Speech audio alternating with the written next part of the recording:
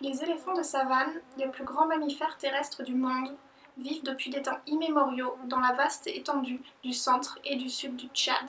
Mais aujourd'hui ils sont, comme presque chaque animal, menacés par l'être humain. Le nombre d'éléphants a chuté de manière drastique, passant de 300 000 en 1930 à 15 000 en 1970. Moins de 1000 individus ont survécu au Tchad jusqu'à aujourd'hui, dont 40% trouvent leur refuge dans l'écosystème présent à l'intérieur et autour du parc national de Zakouma. Le reste du pays contient donc seulement quelques centaines d'éléphants distribués en petites sous-populations. Certaines initiatives, individuelles ou faisant intervenir des ONG, essayent de combattre la tragédie en cours, notamment en tentant de stopper le braconnage touchant les pachydermes, dévouant leur temps à la survie de ces animaux intelligents et précieux. C'est-à-dire que c'est la position seulement. Un de ces hommes est M. Samuel Benou.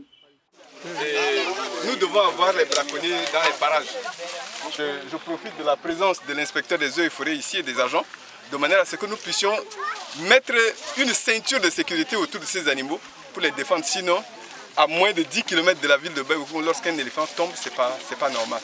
Samuel est le fondateur de l'association de lutte contre la pauvreté basée à Baïbokoum, dans le Logone oriental. Les braconniers ont décimé entre 190 et 200 éléphants sur une population de 2000 éléphants. Lors de l'année 2011, beaucoup d'éléphants étaient encore présents dans la zone autour de Baïbokoum, dans les monts de Lam.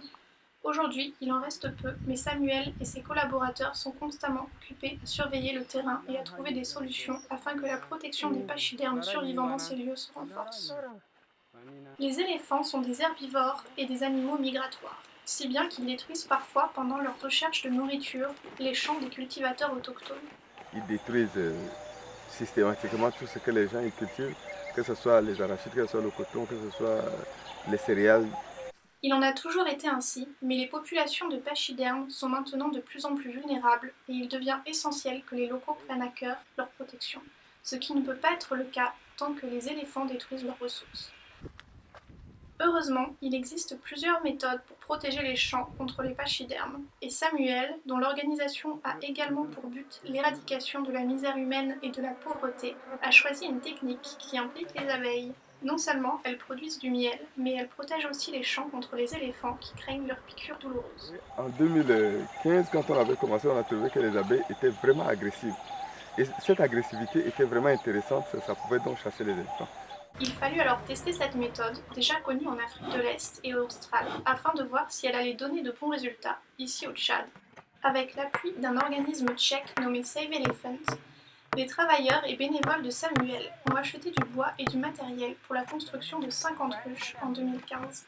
Il fallut les construire correctement, en bois durable, de bonne qualité, offrant un meilleur abri et une protection accrue aux abeilles, avec pour conséquence directe une production de miel plus élevée. On a finalisé un nombre de ruches pour aujourd'hui. Demain, nous allons continuer. Comme les points ont manqué, on va aussi faire un petit tour. Ça nous permet d'identifier le lieu où on va poser les ruches. Autour du champ sélectionné, il faut mesurer et marquer les distances entre les poteaux auxquels seront fixées les ruches. De préférence, la distance entre chaque ruche doit être de 10 mètres. Il faut utiliser des poteaux en bois durable et imprégner leur partie souterraine avec de l'huile de moteur pour éviter une dégradation rapide causée par les termites. Ça permettra à la population locale de composer beaucoup plus dans la protection des éléphants qui sont menacés de disparition. Demain matin, on reviendra ici pour suspendre les ruches, pour attacher les ruches. Et ça sera donc la première installation de barrières de ruches autour d'un champ de coton qui est juste ici à côté. J'ai autour de moi des jeunes qui sont constamment victimes de dévastation des éléphants. Et ils se sont engagés depuis 2 jours pour nous permettre de construire les 40 ruches qui sont ici. Et ça protégera vos champs contre les éléphants, mais aussi ça vous permettra de produire du miel que vous pouvez aussi vendre. Dans la première saison du projet, 3 cultivateurs ayant des champs souvent visités par les éléphants ont été choisis. La ligne des ruches ne suit pas exactement la limite du champ pour éviter que les abeilles attaquent les gens qui y travaillent. La barrière de ruche est donc à une dizaine de mètres de la limite de la culture agricole. Chaque ruche est attachée sur les poteaux à une hauteur de environ 1 mètre, avec des fils d'attache métalliques. Chaque ruche est connectée aux ruches voisines par un fil d'attache qui forme une clôture bloquant le passage. De cette manière, les éléphants ne peuvent passer sans alerter les abeilles. Pour éviter que les abeilles refusent de rester dans la ruche pendant les jours de soleil, il faut absolument couvrir les tôles avec une couverture faite de bois, d'herbe ou d'un autre matériau local. Celui-ci est placé au-dessus de la tôle, à une distance permettant la circulation de l'air. Pour couvrir toute la périphérie du champ, il est conseillé d'alterner chaque vraie ruche avec une fosse, une maquette de contreplaqué ou une planche qui ressemble à la ruche pour les éléphants. Donc à chaque fois quand on tire comme ça, c'est un rayon, on enlève les seins qu'il y a et on remet. Et avec un peu de miel, ça permet que les abeilles reviennent pour recommencer le travail. Ça permet de faire au moins 3 récoltes annuellement. Par cette démonstration, vous venez de nous démontrer le double intérêt qu'il y a, celui de protéger la population des éléphants et celui de faire en sorte que les producteurs ne soient pas perdants dans l'année agricole qu'ils ont laissé toutes leurs forces. Nous procédons à la réception officielle de ces placements de ruches. Le soutien des autorités locales, notamment de la préfecture, sous-préfecture, de la mairie et de la garnison militaire, a aussi attiré l'attention de la population rurale sur ces activités. La première saison, nous avons construit 50 ruches, mais lors de la deuxième, en 2016, 100 nouvelles ruches ont été mises en place. Placer entre chaque ruche une maquette permet une économie de matériel, de temps et d'argent. Les éléphants, après avoir eu de mauvaises expériences avec les ruches, ne distinguent pas les deux et évitent de s'en approcher. Que si les éléphants essayent de passer, même au niveau d'une maquette, les ruches se mettent à tanguer, excitant les abeilles, qui sortent pour les attaquer. Selon des expériences menées par des scientifiques au Kenya, véritables pionniers de cette méthode, environ 80% des éléphants tentant de franchir la barrière sont repoussés. Ces résultats au Kenya permettent d'espérer de sauvegarder une vaste majorité de la récolte. Afin d'accélérer la colonisation d'une ruche, nous avons essayé d'y installer des abeilles provenant d'une ruche traditionnelle. L'avantage des ruches modernes est clair. Pour récolter le miel, il n'est pas nécessaire de détruire la ruche et de mettre les abeilles en déroute. On peut donc conserver la ruche et son essaim et répéter ainsi les récoltes d'une année sur l'autre. Ici, c'est une première expérience de pose de ruche pour déplacer les abeilles de manière à ce qu'on puisse former une barrière autour des ruches. Juste après, quand on avait fini de faire la barrière, les abeilles ont commencé à coloniser.